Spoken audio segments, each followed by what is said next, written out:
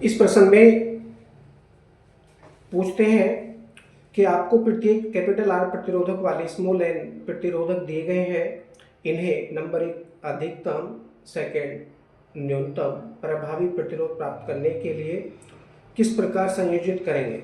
ठीक है, किस प्रकार संयोजित करेंगे। तो भाई अधिकतम प्रतिरोध प्राप्त करने के लिए हम क्या करते हैं, सभी प्रतिरोधों को श्रेणी क्रम में जोड़ देते हैं और न्यूनतम प्रतिरोध प्राप्त करने के लिए यानी कम से कम प्रतिरोध प्राप्त करने के लिए उनको समांतर क्रम में जोड़ देते हैं। तो यहाँ से ये तो हमने बता दिया कि किस क्रम में जोड़ेंगे उनको, अधिकतम प्रतिरोध प्राप्त करने के लिए श्रेणी क्रम में और न्यूनतम प्रतिरोध प्राप्त करने के लिए उनको समांतर क्रम में जोड़ा जाएगा। आगे वो कहते हैं इसी क्वेश्चन में कि अधिकतम तथा न्यूनतम प्रतिरोधों का अनुपात क्या होगा।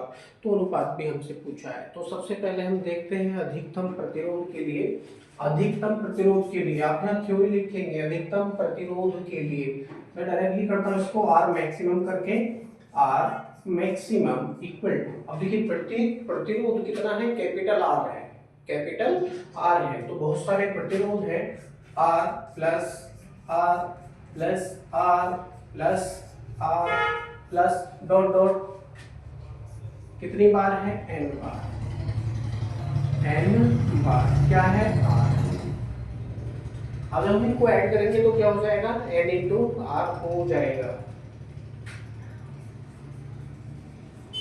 आर मैक्सिमम इक्वल टू क्या प्राप्त होगा, एन इंटू आर प्राप्त होगा, एन इंटू आर प्राप्त होगा। ये श्रेणी क्रम का सूत्र होता है, R equal to R one plus R two plus R three plus R four, बहुत सारे हैं। तो अब यहाँ पर एन प्रतिरोध दे रखे थे, प्रत्येक का प्रतिरोध कितना है, कैपिटल आर है।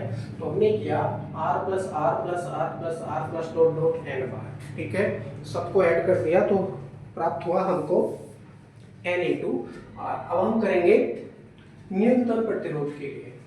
तो यहाँ लिखेंगे आप न्यूनतम प्रतिरोध प्राप्त करने के लिए सभी प्रतिरोधकों को समांतर क्रम में जोड़ा जाएगा। तो समांतर क्रम में यदि हम जोड़ेंगे तो उसका जो प्रतिरोध प्राप्त होगा हमको मिनिमम यानी बहुत ही कम प्राप्त होगा। तो मैं इसको लिखता हूँ 1/r करके, 1/r करके, और ये मिनिमम हमको प्राप्त होगा। तो मिनिमम इक्वल टू 1/r से 1/r plus 1/r plus 1/r, इसी प्रकार से बहुत सारे हैं। कितनी बार है, n बार है, n बार है। यदि हम इसको करेंगे तो क्या हो जाएगा, n बार है तो n/r ये हो जाएगा। 1/r मिनिमम इक्वल टू n/कैपिटल R, n/कैपिटल R ये हमको प्राप्त होगा। पलट लेंगे तो क्या प्राप्त होगा, R minimum equal to capital R upon n, ये हमको प्राप्त होगा, कैपिटल R अपॉन n। यानी सभी प्रतिरोधकों का जब हम समांतर क्रम में जोड़ देंगे तो उनका तुल्य प्रतिरोध क्या हो जाएगा, कैपिटल R अपॉन n हो जाएगा। अब इसी का पूछते हैं ये अनुपात, इसी का क्या पूछते हैं, अनुपात। अब अनुपात ज्ञात करने के लिए क्या करते हैं आप, डिवाइड करते हैं। अनुपात ज्ञात करने के लिए देखिए किसी को भी किसी से डिवाइड कर दीजिए जिससे आपका मन करे। ठीक है, R maximum upon R minimum भी कर सकते हो, R minimum upon R maximum भी आप कर सकते हो, जो आपको उचित लगे वो आप यहाँ कर सकते हो। तो मैं क्या करने वाला हूँ, R maximum upon R minimum में करने वाला हूँ।